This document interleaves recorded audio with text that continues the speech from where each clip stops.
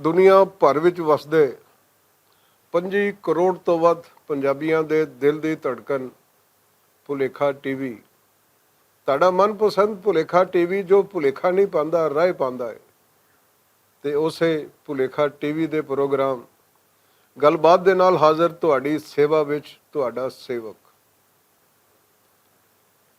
ਸੁਣੋ, ਤੁਸੀਂ ਕਦੀ ਪੜ੍ਹਿਆ, ਬਹੁਤ ਪੜ੍ਹਿਆ ਹੋਣਾ, ਅਲਬ ਬੇਪੇ ਪੜ੍ਹੀ ਹੋਣੀ ਹੈ, 1 2 3 ਪੜ੍ਹਿਆ ਹੋਣਾ, ਬੜਾ ਕੁਝ ਪੜ੍ਹਿਆ ਹੋਣਾ। ਇੱਕ ਅਦਬ ਦੀ ਕਿਸਮ ਹੈ, ਕੋਈ ਉਸ ਨੂੰ ਯੈਲੋ ਜਰਨਲਿਜ਼ਮ ਕਹਿੰਦਾ, ਕੋਈ ਉਸ ਨੂੰ ਕੋਈ ਹੋਰ ਨਾਂ ਦਿੰਦਾ, ਕੋਈ ਉਸ ਨੂੰ ਜਸੂਸੀ ਅਦਬ ਕਰਾਰ ਦਿੰਦਾ। ਇਹ ਗੱਲ ਕਰਨ ਦਾ ਮਕਸਦ ਇਹ ਹੈ ਕਿ ਉਹਨਾਂ ਨਾਵਲਾਂ ਦੇ ਵਿੱਚ ਜਾਸੂਸ ਹੁੰਦੇ ਨੇ, ਚੰਗੇ ਭਲੇ ਜਾਸੂਸ। ਤੇ ਇਸ ਟਾਈਮ ਮੈਂ ਆਪਣਾ ਇਹ ਫਰਜ਼ ਸਮਝਣਾ ਕਿ ਤੁਹਾਨੂੰ ਅਗਾਹ ਕਰਦੇ ਹਾਂ ਕਿ ਤੁਹਾਡੇ ਪਿੱਛੇ ਕੁਝ ਜਾਸੂਸ ਲੱਗੇ ਹੋਏ ਨੇ। ਇਸ ਤੋਂ ਪਹਿਲਾਂ ਕਿ ਉਹ ਜਾਸੂਸ ਤੁਹਾਡਾ ਖਾਤਮਾ ਕਰ ਦੇਣ, ਜੇ ਤੁਸੀਂ ਉਹਨਾਂ ਨੂੰ ਫੁੜਕਾ ਦਿਓਗੇ ਤੇ ਚੰਗੇ ਰਹਿ ਜਾਓਗੇ, ਨਹੀਂ ਤੇ ਉਹਨਾਂ ਦੇ ਹੱਥੋਂ ਤੁਹਾਡਾ ਫੁੜਕਣਾ ਜਿਹੜਾ ਹੈ ਉਹ ਮੁਕੱਦਰ ਬਣ ਚੁੱਕਿਆ ਹੈ। ਜਾਸੂਸ ਕਈ ਕਿਸਮ ਦੇ ਹੁੰਦੇ ਨੇ। ਇੱਕ ਜਾਸੂਸ ਹੁੰਦਾ ਹੈ ਅੰਦਰ ਦਾ ਜਾਸੂਸ, ਇੱਕ ਹੁੰਦਾ ਹੈ ਬਾਹਰ ਦਾ ਜਾਸੂਸ। ਉਹਨੇ ਅੰਦਰ ਬਾਹਰ ਦੇ ਜਾਸੂਸ ਜਿਹੜੇ ਨੇ, ਬਾਜ਼ ਔਕਾਤ ਇੱਕ ਜਾਸੂਸ ਵੀ ਬਣ ਜਾਂਦਾ ਹੈ ਕਿ ਉਹ ਅੰਦਰ ਦਾ ਜਾਸੂਸ ਵੀ ਹੈ, ਉਹ ਬਾਹਰ ਦਾ ਜਾਸੂਸ ਵੀ। ਹੁਣ ਇਸੇ ਤਰੀਕੇ ਦੇ ਨਾਲ ਇੱਕ ਹੁੰਦੇ ਨੇ ਕਿਤਾਬੀ ਜਾਸੂਸ, ਕਿ ਜਿਵੇਂ ਸ਼ਰਲਾਕ ਹੋਮਜ਼ ਹੈ, ਉਹਦੇ ਨਾਲ ਉਹਨੂੰ ਪੁੱਠੀਆਂ ਸਿੱਧੀਆਂ ਸਲਾਹਾਂ ਦੇਣ ਵਾਲਾ ਡਾਕਟਰ ਵਾਟਸਨ ਹੈ। ਵੇਖੇ ਨਹੀਂ ਇਹ ਫਿਲਮਾਂ ਤੇ ਬਲੈਕ ਐਂਡ ਵਾਈਟ ਜਿਹੜੀਆਂ ਇਹਦੀਆਂ ਫਿਲਮਾਂ ਬਣੀਆਂ ਨੇ, ਹਾਲੀਵੁੱਡ ਦੀਆਂ, ਠੱਗਾ ਠੱਗ ਬੱਗੀ ਜਾ ਰਹੀ ਹੈ, ਪਿੱਛੇ ਜਾਸੂਸ ਸਾਹਿਬ ਪਿਆ ਕੋਟ ਪਾ ਕੇ, ਹੈਟ ਪਾ ਕੇ, ਤੇ ਉਹ ਸਗਾਰ ਪਾ ਕੇ ਤੇ ਜਿਹੜਾ ਤਫਤੀਸ਼ ਕਰਦੇ ਫਿਰ ਰਹੇ ਨੇ। ਤੇ ਡਾਕਟਰ ਵਾਟਸਨ ਸਾਹਿਬ ਐਵੇਂ ਗੋਲ ਸ਼ੀਸ਼ਿਆਂ ਦੀ ਐਨਕ ਲਾ ਕੇ ਜਿਹੜਾ ਰੋਹ ਪਾਉਂਦੇ ਫਿਰ ਰਹੇ ਨੇ, ਬੋਤਲਾਂ ਲੱਗੀਆਂ ਤੇ ਪਤਾ ਨਹੀਂ ਕੀ ਕੁਛ ਹੈ ਜਿਹੜਾ ਉਹਦੀ ਲੈਬਾਰਟਰੀ ਵਿੱਚ। ਇਸੇ ਤਰੀਕੇ ਦੇ ਨਾਲ ਬੜੇ ਸਗੀਰ ਦੇ ਵਿੱਚ ਜਿਹੜਾ ਜਾਸੂਸੀ ਅਦਬ ਮਕਬੂਲ ਹੋਇਆ, ਉਹ 1 ਮਹੀਨੇ ਅਲੀ ਉਮਰਾਨ ਦਾ ਜਿਹੜਾ ਉਮਰਾਨ ਸੀਰੀਜ਼ ਦਾ ਜਾਸੂਸ ਦਾ ਜਿਹੜਾ ਨਾਵਲ ਛਪਦਾ ਸੀ, ਤੇ ਅਗਲੇ ਮਹੀਨੇ ਕਰਨਲ ਫਰੀਦੀ ਤੇ ਕੈਪਟਨ ਹਮੀਦ ਦਾ, ਜੋਜ਼ਫ ਦਾ X2 ਦੇ ਵਗੈਰਾ ਕਿਰਦਾਰ ਸਨ। ਤੇ ਉਹਨਾਂ ਦਾ ਖਾਲਕ ਸੀ ਇਬਨ ਸਫੀ। ਤੇ ਇਹ ਕਿਰਦਾਰ ਜਾਸੂਸਾਂ ਦੇ ਇੰਨੇ ਪਾਪੂਲਰ ਹੋਏ ਕਿ ਬੇਸ਼ੁਮਾਰ ਲੋਕਾਂ ਨੇ, ਕਿਸੇ ਨੇ ਅਨਸਫੀ ਤੋਂ ਲਿਖਣਾ ਸ਼ੁਰੂ ਕਰਤਾ, ਕਿਸੇ ਨੇ ਕਿਸੇ ਨਾਲ ਲਿਖਣਾ ਸ਼ੁਰੂ ਕਰਤਾ, ਤੇ ਇਹ ਬਣ ਗਏ ਜਾਸੂਸੀ ਕਿਰਦਾਰ। ਇਹ ਕਿਤਾਬੀ ਜਾਸੂਸ ਹੋ ਗਏ, ਅੰਦਰ ਬਾਹਰ ਦੇ ਜਾਸੂਸ ਹੋ ਗਏ। ਤੇ ਇੱਕ ਹੁੰਦੇ ਨੇ ਫਿਲਮੀ ਜਾਸੂਸ, ਕਿ ਉਹ ਜਿਹੜਾ ਠਿਸ਼ੋ ਕਰਕੇ ਐਂ ਵੇਖਦੇ ਨੇ ਤੇ ਪਿੱਛੋਂ ਧੜਨ ਕਰਕੇ ਬੈਕਗਰਾਊਂਡ ਤੇ ਐਸਾ ਮਿਊਜ਼ਿਕ ਆਉਂਦਾ ਹੈ ਕਿ ਐਂ ਲੱਗਦਾ ਹੈ ਕਿ ਉਸ ਜਾਸੂਸ ਨੇ, ਫਿਲਮੀ ਜਾਸੂਸ ਨੇ, ਉਹ ਭਾਵੇਂ 007 ਹੈ ਜਾਂ ਕੋਈ ਹੋਰ ਹੈ, ਕਿ ਉਸਨੇ ਕੜਰ ਕਰਕੇ ਜਿਹੜਾ ਉਹ ਮਾਊਂਟ ਐਵਰੈਸਟ ਹੀ ਲਾ ਛੱਡਿਆ, ਉਹਨੇ ਇੰਜ ਵੇਖਿਆ। ਫਿਰ ਹੋਰ ਕਿਸਮਾਂ ਨੇ ਜਾਸੂਸਾਂ ਦੀਆਂ। ਕੁਝ ਹੁੰਦੇ ਨੇ ਡੋਮੈਸਟਿਕ ਜਾਸੂਸ, ਜਿਵੇਂ ਨਿਆਣੇ ਹੁੰਦੇ ਨੇ, ਤੇ ਇਹ ਜਾਸੂਸ ਬੜੇ ਡਿਪਲੋਮੈਟਿਕ ਕਿਸਮ ਦੇ ਜਾਸੂਸ ਹੁੰਦੇ ਨੇ। ਤੇ ਜੇ ਅੱਬੇ ਨੇ ਕੁਲਫੀ ਲਈ ਪੈਸੇ ਨਹੀਂ ਦਿੱਤੇ ਤੇ ਉਹਨਾਂ ਦੀਆਂ ਸਾਰੀਆਂ ਵਫਾਦਾਰੀਆਂ, ਸਾਰੀਆਂ ਹਮਦਰਦੀਆਂ ਉਹ ਮੰਮਾ ਦੇ ਕੈਂਪ ਵਿੱਚ ਚਲੇ ਜਾਂਦੀਆਂ ਨੇ। ਤੇ ਉਹ ਬੜੇ ਆਰਾਮ ਨਾਲ ਦੱਸਦੇ ਨੇ ਕਿ ਅੱਬਾ ਜੀ ਕਿੱਥੇ ਡੁੱਬ ਕੇ ਕਿੰਨੀਆਂ ਸਿਗਰਟਾਂ ਪੀ ਚੁੱਕੇ ਨੇ। ਤੇ ਜੇ ਮੰਮਾ ਦੇ ਕੋਲੋਂ ਛੇਤਰ ਪੈਣ ਤੇ ਉਹਦੀ ਫਿਰ ਪਨਾਹ ਜਿਹੜੀ ਹੈ, ਉਹ ਪਨਾਹ ਉਹਨਾਂ ਦੀ ਫਿਰ ਅੱਬਾ ਜੀ ਹੁੰਦੇ ਨੇ। ਉਹ ਜਾਸੂਸ ਫਿਰ ਅੱਬਾ ਜੀ ਨੂੰ ਦੱਸਦੇ ਨੇ ਕਿ ਮੰਮਾ ਜਿਹੜੀ ਹੈ, ਉਹ ਹਾਂਡੀ ਜਿਹੜੀ ਸੜੀ ਸੀ ਕੱਲ ਮੰਮਾ ਦੇ ਕੋਲੋਂ, ਉਸ ਵੇਲੇ ਮੰਮਾ ਟੀਵੀ ਤੇ ਸਟਾਰ ਪਲੱਸ ਦਾ ਡਰਾਮਾ ਵੇਖ ਰਹੀ ਸੀ, ਹਾਂਡੀ ਐਵੇਂ ਨਹੀਂ ਸੜੀ। ਇਸੇ ਤਰੀਕੇ ਦੇ ਨਾਲ ਹੋਰ ਬੇਸ਼ੁਮਾਰ ਜਾਸੂਸ ਨੇ, ਜਿਨ੍ਹਾਂ ਦੀਆਂ ਬੇਸ਼ੁਮਾਰ ਵੈਰਾਈਟੀਜ਼ ਨੇ। ਇੱਕ ਜਿਹੜਾ ਸਭ ਤੋਂ ਖਤਰਨਾਕ ਤਰੀਨ ਜਾਸੂਸ ਹੈ, ਉਹ ਹੈ ਫੋਟੋਗ੍ਰਾਫਰ ਜਾਸੂਸ। ਕਿ ਅੱਜ ਕੱਲ੍ਹ ਦੇ ਬਾਲਰ ਨੂੰ ਨਹੀਂ ਪਤਾ ਹੋਏਗਾ ਕਿ ਇਹ ਜਿਹੜਾ ਕੈਮਰਾ ਹੈ, ਇਹ ਝਟੋਪਟੀ ਨਹੀਂ ਆਇਆ ਕਿ ਵਿੱਚ ਕਾਰਡ ਪਾਇਆ ਤੇ ਜਨਾਬ ਜਿੰਨੀਆਂ ਮਰਜ਼ੀ ਫੋਟੋਆਂ ਖਿੱਚੀ ਆਓ। ਇਹ ਕੈਮਰਾ ਬੜੇ ਤਰੀਕੇ ਦੇ ਨਾਲ ਈਜਾਦ ਹੋਇਆ, ਬੜੇ ਅਰਸੇ ਦੇ ਵਿੱਚ ਈਜਾਦ ਹੋਇਆ। ਪਹਿਲਾ ਕੈਮਰਾ ਸੀ ਡੱਬਾ ਜਿਹਾ ਪਿਆ, ਉੱਤੇ ਲੈਂਦਾ ਸੀ ਫੋਟੋਗ੍ਰਾਫਰ ਕੱਪੜਾ, ਫੋਟੋ ਖਿੱਚ ਕੇ ਬਾਂਹ ਪਾਉਂਦਾ ਸੀ, ਵਿੱਚ ਜੜਾਂ ਕਰਕੇ ਉਹਨੂੰ ਡਿਵੈਲਪਰ 'ਚ ਹਾਈਪੋ 'ਚ ਧੋ ਕੇ ਜਿਹੜਾ ਬਾਹਰ ਕੱਢ ਕੇ 6-6 ਘੰਟੇ ਧੁੱਪੇ ਜਿਹੜਾ ਚੁੰਡੀ ਨਾਲ ਟੰਗ ਕੇ ਸੁਕਾਉਂਦਾ ਸੀ। ਫਿਰ ਜ਼ਮਾਨਾ ਕੁਛ ਮਾਡਰਨ ਹੋ ਗਿਆ, ਫਿਰ ਬਣ ਗਏ ਉਹ ਕੈਮਰੇ ਜਿਨ੍ਹਾਂ ਵਿੱਚ ਰੀਲ ਪੈਂਦੀ ਸੀ, ਤੇ ਜਿਹੜੇ ਆਰਟਿਸਟ ਲੋਕ ਹੁੰਦੇ ਸਨ, ਫੋਟੋਗ੍ਰਾਫਰ ਸਨ, ਉਹ ਪਹਿਲੇ ਫੋਟੋ ਖਿੱਚਦੇ, ਉਸ ਤੋਂ ਬਾਅਦ ਡਾਰਕ ਰੂਮ ਵਿੱਚ ਜਾ ਕੇ ਹਨੇਰੇ ਵਿੱਚ ਉਹ ਰੀਲ ਧੋਂਦੇ ਡਿਵੈਲਪਰ ਦੇ ਵਿੱਚ, ਉਹਦਾ ਨੈਗੇਟਿਵ ਕੱਢਦੇ, ਤੇ ਨੈਗੇਟਿਵ ਜਿਹੜਾ ਉਹ ਸੁਕਾ ਕੇ ਜਿਹੜਾ ਉਸ ਤੋਂ ਫਿਰ ਰਿਟੱਚ ਕਰਦੇ ਪੈਨਸਲ ਦੇ ਨਾਲ, ਤਾਂ ਕਿ ਡਿਟੇਲ ਜਿਹੜੀਆਂ ਨੇ ਨੈਗੇਟਿਵ 'ਤੇ ਆਈਆਂ ਉਹ ਨਾ ਫਟਣ। ਉਸ ਤੋਂ ਬਾਅਦ ਉਹਦਾ ਪੋਜ਼ੀਟਿਵ ਬਣਾਉਂਦੇ, ਯਾਨੀ ਤਸਵੀਰ ਉਹਦੀ ਜਿਹੜੀ ਹੈ ਉਹ ਬਣਾਉਂਦੇ। ਹੁਣ ਤਾਂ ਕਾਰਡ ਪਾਓ ਤਾਂ ਜੋ ਮਰਜ਼ੀ ਖਿੱਚ ਲਓ। ਉਹ ਤਾਂ ਹੁੰਦਾ ਸੀ ਕਿ 12 ਫੋਟੋਆਂ ਦੀ ਰੀਲ ਹੈ, 16 ਫੋਟੋਆਂ ਦੀ ਰੀਲ ਹੈ, ਤੇ ਖਾਸੀ ਜਿਹੜੀ ਹੈ ਨਾ ਉਹ ਰੀਲ ਸੀ ਜਿਹੜੀ। ਹੁਣ ਜਿਹੜਾ ਫੋਟੋਗ੍ਰਾਫਰ ਜਾਸੂਸ ਹੈ ਉਹ ਬੜਾ ਤੇਜ਼ ਜ਼ਿਹਨ ਦਾ, ਬੜੇ ਤਿੱਖੇ ਜ਼ਿਹਨ ਦਾ, ਕਿ ਉਹ ਦੁਨੀਆ ਦਾ ਖਤਰਨਾਕ ਤਰੀਨ ਜਾਸੂਸ ਜਿਹੜਾ ਹੈ ਉਹ ਫੋਟੋਗ੍ਰਾਫਰ ਜਾਸੂਸ ਨੂੰ ਡਿਕਲੇਅਰ ਕੀਤਾ ਗਿਆ। ਉਹ ਕੀ ਕਹਿੰਦੇ ਨੇ, world of book of Guinness record ਤੇ ਉਰਾਂ ਪਰਾਂ ਜਿਹੜਾ ਉਹਦੇ ਵਿੱਚ ਬਕਾਇਦਾ ਤੌਰ ਤੇ ਉਹ ਲਿਖਿਆ ਗਿਆ ਕਿ ਇਹ ਜਿਹੜਾ ਫੋਟੋਗ੍ਰਾਫਰ ਜਾਸੂਸ ਹੈ ਇਹ ਦੁਨੀਆ ਦਾ ਖਤਰਨਾਕ ਤਰੀਨ, ਦਹਿਸ਼ਤਨਾਕ ਤਰੀਨ, ਪਤਾ ਨਹੀਂ ਕੀ ਤਰੀਨ, ਜੰਗੀਰ ਤਰੀਨ ਜਿਹੜਾ ਨਾ, ਉਹ ਜੰਗੀਰ ਤਰੀਨ ਨਹੀਂ ਯਾਰ, ਸਿਆਸੀ ਗੱਲ ਦਫਾ ਕਰੋ, ਆਪਾਂ ਕੀ ਲੈਣਾ ਸਿਆਸਤਾਂ ਤੋਂ, ਭਾਵੇਂ ਭੁੱਖੇ ਮਰ ਜਾਈਏ, ਕਿ ਇਹ ਤਰੀਨ ਜਿਹੜਾ ਹੈ ਨਾ ਕਿ ਖਤਰਨਾਕ ਤਰੀਨ ਹੈ, ਦਹਿਸ਼ਤਨਾਕ ਤਰੀਨ, ਇਹ ਜਿਹੜਾ ਫੋਟੋਗ੍ਰਾਫਰ ਜਾਸੂਸ ਹੈ ਇਹ ਉਸ ਜ਼ੁਮਰੇ 'ਚ ਆਉਂਦਾ ਹੈ। ਉਹਨੂੰ ਐਡਾ ਤੇਜ਼ ਜ਼ਿਹਨ ਦਾ ਮਾਲਕ ਹੈ ਉਹ ਜਾਸੂਸ ਕਿ ਉਹ ਬਕਾਇਦਾ ਫੋਟੋ ਖਿੱਚਦਾ, ਡਾਰਕ ਰੂਮ ਦੇ ਵਿੱਚ ਰੀਲ ਡਿਵੈਲਪ ਕਰਦਾ, ਫਿਰ ਜਿਹੜਾ ਉਹਦੀ ਰਿਟੈਚਿੰਗ ਕਰਦਾ, ਫਿਰ ਫੋਟੋ ਬਣਾਉਂਦਾ, ਫਿਰ ਫੋਟੋ ਬਣਾ ਕੇ ਉਹਨੂੰ ਲੱਗ ਪਤਾ ਜਾਂਦਾ ਕਿ ਇਹ ਫੋਟੋ ਜਿਹੜੇ ਨੇ ਇਹ ਉਹਦੇ ਕਿਹੜੇ ਦੁਸ਼ਮਣ ਦੀ ਇਹ ਤਸਵੀਰ ਹੈ। ਹੁਣ ਸਾਫ਼ ਜ਼ਾਹਿਰ ਹੈ ਕਿ ਜਦੋਂ ਬੰਦੇ 'ਚ ਥੋੜ੍ਹੀ ਜਿਹੀ ਐਕਸਟਰਾ ਕੁਆਲਿਟੀਜ਼ ਹੋਣ, ਬੰਦਾ ਕੋਈ ਥੋੜ੍ਹਾ ਜਿਹਾ 4 ਪੌੜੀਆਂ ਜ਼ਹਿਨੀ ਤੌਰ 'ਤੇ ਹੋਵੇ ਜਾਂ ਉਸ ਤੋਂ ਹੀ ਵੱਡਾ ਚੇਅਰਮੈਨ ਹੋਵੇ, ਤੇ ਯਾਰ ਉਹ ਵੱਖਰੀ ਗੱਲ ਹੈ ਕਿ ਇਸ ਚਲਾਕ ਤਰੀਨ ਜਿਹੜਾ ਜਾਸੂਸ ਹੈ, ਫੋਟੋਗ੍ਰਾਫਰ ਜਾਸੂਸ, ਇਹਦੇ ਪਿੱਛੇ ਕੁਝ ਹੋਰ ਜਾਸੂਸ ਲੱਗੇ ਹੋਏ ਨੇ।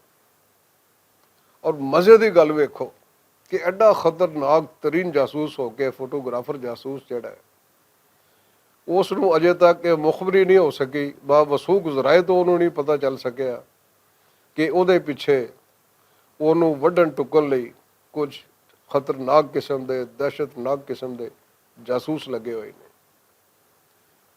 ਹੁਣ ਉਹ ਜਾਸੂਸ ਜਿਹੜੇ ਨੇ ਉਹ ਐਡੇ ਖੂਫੀਆ ਨੇ ਕਿ ਜਦ ਤੱਕ ਉਹ ਅਟੈਕ ਨਹੀਂ ਕਰਦੇ ਉਸ ਵੇਲੇ ਤੱਕ ਫੋਟੋਗ੍ਰਾਫਰ ਜਾਸੂਸ ਨੂੰ ਇਹ ਪਤਾ ਲੱਗ ਹੀ ਨਹੀਂ ਸਕਦਾ ਕਿ ਉਹਦੇ ਪਿੱਛੇ ਉਹਦੇ ਦੁਸ਼ਮਣ ਜਿਹੜੇ ਨੇ ਉਹ ਲੱਗੇ ਹੋਏ ਨੇ।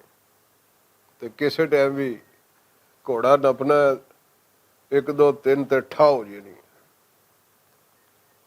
ਹੁਣ ਇਹ ਦੱਸੋ ਮੈਨੂੰ ਕਿ ਉਹ ਫੋਟੋਗ੍ਰਾਫਰ ਜਾਸੂਸ ਕੌਣ ਹੈ? ਤੁਹਾਨੂੰ ਚੰਗਾ ਭਲਾ ਪਤਾ ਹੀ ਯਾਰ, ਤੁਸੀਂ ਉਹਨੂੰ ਜਾਣਦੇ ਆ, ਮੇਰੇ ਅੱਗੇ ਨਿਆਣੇ ਬਣਨੇ ਤੁਸੀਂ। ਜਿਹੜਾ ਉਹ ਖਤਰਨਾਕ ਜਾਸੂਸ ਤੁਹਾਨੂੰ ਹੁਣੇ ਨਜ਼ਰ ਆ ਸਕਦਾ, ਇਸ ਲਈ ਕਿ ਉਹਦੇ ਪਿੱਛੇ ਜਿਹੜੇ ਖਤਰਨਾਕ ਜਾਸੂਸ ਲੱਗੇ ਨੇ ਉਹਨੂੰ ਮਾਰਨ ਲਈ, ਉਹ ਕਿਸੇ ਟਾਈਮ ਵੀ ਉਹਨੂੰ ਫੁੜਕਾ ਸਕਦੇ ਨੇ। ਜੇ ਉਸ ਖਤਰਨਾਕ ਜਾਸੂਸ ਨੂੰ ਤੁਸੀਂ ਵੇਖਣਾ ਚਾਹੁੰਦੇ ਹੋ ਤੇ ਉਹ ਫੌਰਨ ਤੋਂ ਪਹਿਲਾਂ ਵੇਖਣ ਦੀ ਕੋਸ਼ਿਸ਼ ਕਰੋ, ਫਿਰ ਇਹ ਨਾ ਹੋਵੇ ਕਿ ਕਹਿਣਾ ਪਵੇ ਪੁਲਾਂ ਦੇ ਥੱਲੋਂ ਜਿਹੜਾ ਪਤਾ ਨਹੀਂ ਕਿੰਨਾ ਪਾਣੀ ਟੱਪ ਗਿਆ ਹੀ ਯਾਰ। ਹੁਣ ਉਸ ਖਤਰਨਾਕ ਜਾਸੂਸ ਨੂੰ, ਫੋਟੋਗ੍ਰਾਫਰ ਜਾਸੂਸ ਨੂੰ ਤੁਸੀਂ ਦੇਖ ਸਕਦੇ ਹੋ ਸ਼ੀਸ਼ੇ ਦੇ ਵਿੱਚ। ਜਦੋਂ ਤੁਸੀਂ ਸ਼ੀਸ਼ਾ ਵੇਖੋਗੇ, ਜਿਹਨੂੰ ਇਹ ਪੜ੍ਹੇ ਲਿਖੇ ਨਿਆਣੇ ਕਹਿੰਦੇ ਕਿ ਨਹੀਂ ਜੀ ਇਹ ਸ਼ੀਸ਼ਾ ਨਹੀਂ ਕਹਿਣਾ, ਇਹ ਤਾਂ ਬਾਰੀਆਂ ਵਾਲਾ ਸ਼ੀਸ਼ਾ ਹੁੰਦਾ, ਗਲਾਸ ਵਾਲਾ ਸ਼ੀਸ਼ਾ ਹੁੰਦਾ, ਇਹਨੂੰ ਆਈਨਾ ਬੋਲੋ।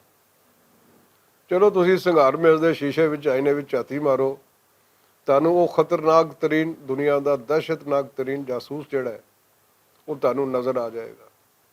ਇਸ ਲਈ ਕਿ ਉਹ ਖਤਰਨਾਕ ਫੋਟੋਗ੍ਰਾਫਰ ਜਾਸੂਸ ਜਿਹੜਾ ਹੈ ਕੋਈ ਹੋਰ ਨਹੀਂ, ਤੁਸੀਂ ਆਪ ਹੋ।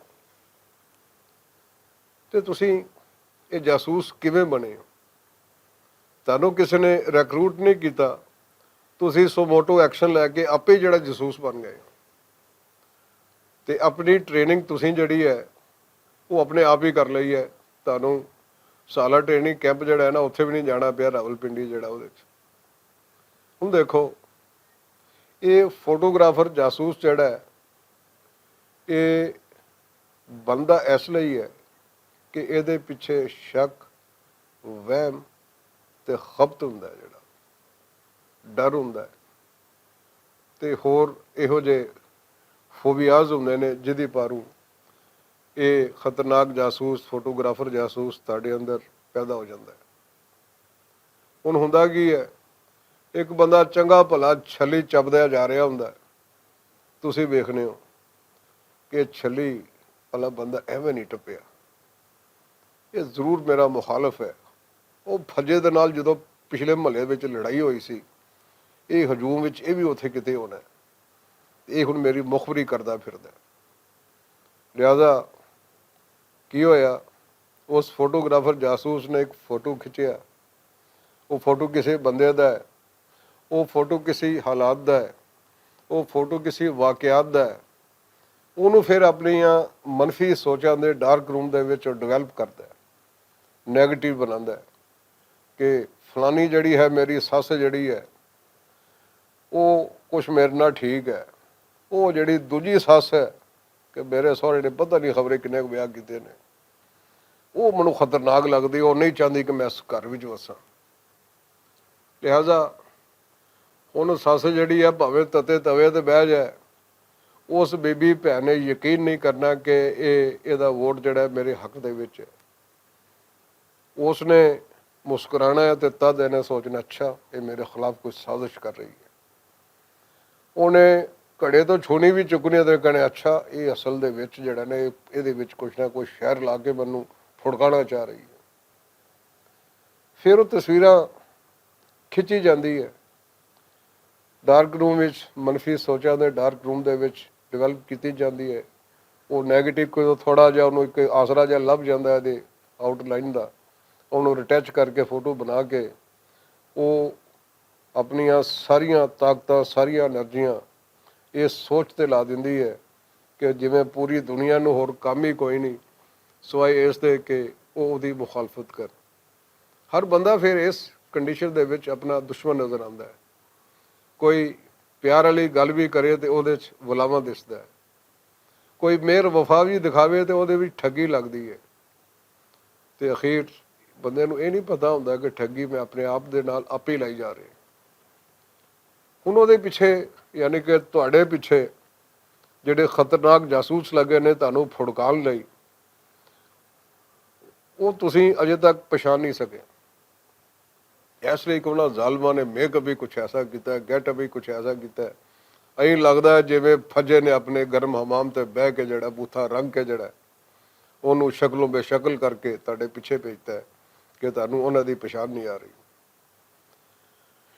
ਉਹਨਾਂ ਜਸੂਸਾਂ ਨੇ ਜੋ ਤੁਹਾਨੂੰ ਫੁੜਕਾਉਣਾ ਚਾਹੁੰਦੇ ਨੇ ਇਸ ਫੋਟੋਗ੍ਰਾਫਰ ਜਾਸੂਸ ਨੂੰ, ਜਿਹੜਾ ਕਿ ਇੱਕ ਮਨਫੀ ਕਰੈਕਟਰ ਹੈ ਜਿਹਨੂੰ ਸਵਾਏ ਸੋਚਣ ਦੇ, ਪੁੱਠੀਆਂ ਸੋਚਾਂ ਸੋਚਣ ਦੇ, ਸਵਾਏ ਆਪਣੇ ਆਪ ਨੂੰ ਭੋਰਨ ਦੇ, ਖੋਰਨ ਦੇ, ਤੋੜਨ ਦੇ ਹੋਰ ਕੋਈ ਕੰਮ ਨਹੀਂ ਰਹਿ ਗਿਆ।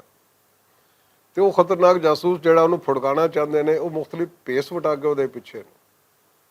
ਕੋਈ ਬਲੱਡ ਪ੍ਰੈਸ਼ਰ ਦੇ ਰੂਪ ਵਿੱਚ ਹੈ, ਕੋਈ ਐਗਜ਼ਾਈਟੀ ਦੇ ਰੂਪ ਵਿੱਚ ਹੈ, ਕੋਈ ਟੈਨਸ਼ਨ ਦੇ ਰੂਪ ਵਿੱਚ ਹੈ, ਤੇ ਕੋਈ ਸ਼ੂਗਰ ਦੇ ਰੂਪ ਵਿੱਚ ਹੈ, ਕੋਈ ਕਿਸੇ ਰੂਪ ਵਿੱਚ ਹੈ। ਔਰ ਇਹਨਾਂ ਨੂੰ ਕਿਸੇ ਹੋਰ ਨੇ ਤੁਹਾਡੇ ਪਿੱਛੇ ਨਹੀਂ ਲਾਇਆ। ਤੁਹਾਡੀਆਂ ਇਹ ਜਿਹੜੀਆਂ ਮਨਫੀ ਹਰਕਤਾਂ ਜਿਹੜੀਆਂ ਨੇ ਇਸੇ ਨੇ ਉਹਨਾਂ ਜਸੂਸਾਂ ਨੂੰ ਤੁਹਾਡਾ ਕੀ ਕਰਨਾ ਚਾਹੀਦਾ ਕਿ ਬੂਥਾ ਵਿਖਾਇਆ ਜਾਂ ਰਾਹ ਵਿਖਾਇਆ ਜਾਂ ਤੁਹਾਡੇ ਤੱਕ ਉਪੜਾਇਆ। ਇਸ ਲਈ ਕਿ ਜਦੋਂ ਸੋਚ ਥੋੜ੍ਹੀ ਜਿਹੀ ਨੈਗੇਟਿਵ ਹੁੰਦੀ ਹੈ ਤੇ ਸਿਰਫ ਉਹ ਸੋਚ ਅਪਰ ਚੈਂਬਰ ਤੱਕ ਨਹੀਂ ਰਹਿੰਦੀ, ਉਹਦੇ ਅਸਰਾਤ ਜਿਹੜਾ ਉਹ ਫਿਜ਼ੀਕਲੀ ਵੀ ਹੁੰਦੇ ਨੇ ਕਿ ਜ਼ਹਿਨੀ ਉਹ ਵਿਚਾਰ ਜਦੋਂ ਨੈਗੇਟਿਵ ਹੁੰਦਾ ਹੈ ਫਿਰ ਜਿਹੜਾ ਉਹਦਾ ਜਿਸਮ ਵੀ ਉਵੇਂ ਜਿਹੜਾ ਉਹ ਬਿਮਾਰ ਹੁੰਦਾ ਟੁਰਿਆ ਜਾਂਦਾ। ਉਹਦੇ 'ਚ ਉਹ ਖਾਣ ਪੀਣ ਦੇ ਮਾਮਲੇ ਵਿੱਚ ਉਹ ਕੇਅਰ ਨਹੀਂ ਕਰਦਾ, ਹਰ ਵੇਲੇ ਜ਼ਿਹਨ ਦੇ ਵਿੱਚ ਤੇ ਜਿਹੜਾ ਉਹ ਕੁਛ ਖੌਫ ਵੜਿਆ ਹੁੰਦਾ, ਡਰ ਵੜਿਆ ਹੁੰਦਾ, ਹਸਦ ਵੜਿਆ ਹੁੰਦਾ, ਸ਼ੱਕ ਵੜਿਆ ਹੁੰਦਾ, ਜ਼ਹਿਰ ਵੜਿਆ ਹੁੰਦਾ। ਉਹ ਜ਼ਹਿਰ 'ਚੋਂ ਨਿਕਲੇ ਤੇ ਉਹਨੂੰ ਪਤਾ ਲੱਗੇ ਕਿ ਅੰਮ੍ਰਿਤ ਦਾ ਸਵਾਦ ਕੀ ਹੈ। ਤੇ ਹੁਣ ਯਾਰ ਇੰਨੀ ਬਾਂਬਾ ਕੀਤੀ ਹੈ। ਸਿਰਫ ਆਖਰੀ ਗੱਲ ਇਹ ਕਰਨੀ ਹੈ ਕਿ ਇਹ ਜਿਹੜਾ ਫੋਟੋਗ੍ਰਾਫਰ ਜਾਸੂਸ ਹੈ ਜਾਂ ਤੁਸੀਂ ਹੋ, ਤੁਸੀਂ ਇਹ ਤੁਹਾਡੇ ਪਿੱਛੇ ਜਿਹੜੇ ਜਾਸੂਸ ਲੱਗੇ ਨੇ, ਤੁਸੀਂ ਇਹਨਾਂ ਨੂੰ ਫੜਕਾਓਗੇ ਜਾਂ ਤੁਹਾਡੇ ਫੜਕਾਉਣ ਤੋਂ ਪਹਿਲਾਂ ਤੁਹਾਡੀਆਂ ਹਰਕਤਾਂ ਨਹੀਂ ਬਦਲਦੀਆਂ, ਤੁਹਾਡੇ ਕਰਤੂਤ ਨਹੀਂ ਬਦਲਦੇ, ਇਹ ਤੁਹਾਨੂੰ ਫੜਕਾ ਦੇਣਗੇ। ਇਹ ਫੈਸਲਾ ਤੁਹਾਡਾ ਹੈ। ਤੇ ਮੇਰੇ ਵੱਲੋਂ ਗੱਲ ਹੈ ਨਿੱਕੀ ਜਿਹੀ, ਯਾਰ ਫਰੂਕਾ ਕੀ ਬਣੇਗਾ ਇਸ ਦੁਨੀਆ ਦਾ? ਮੈਨੂੰ ਤੇ ਕੋਈ ਸਮਝ ਨਹੀਂ, ਤੁਹਾਨੂੰ ਹੈ ਜੇ ਸਮਝੋ ਤੇ ਸਮਝਾਓ, ਕਹਾਣੀ ਬੰਨੇ ਲਾਓ। ਗੱਲ ਨਿੱਕੀ ਜਿਹੀ, ਯਾਰ ਫਰੂਕਾ ਕੀ ਬਣੇਗਾ ਇਸ ਦੁਨੀਆ ਦਾ? ਗੱਲ ਨਿੱਕੀ ਜਿਹੀ।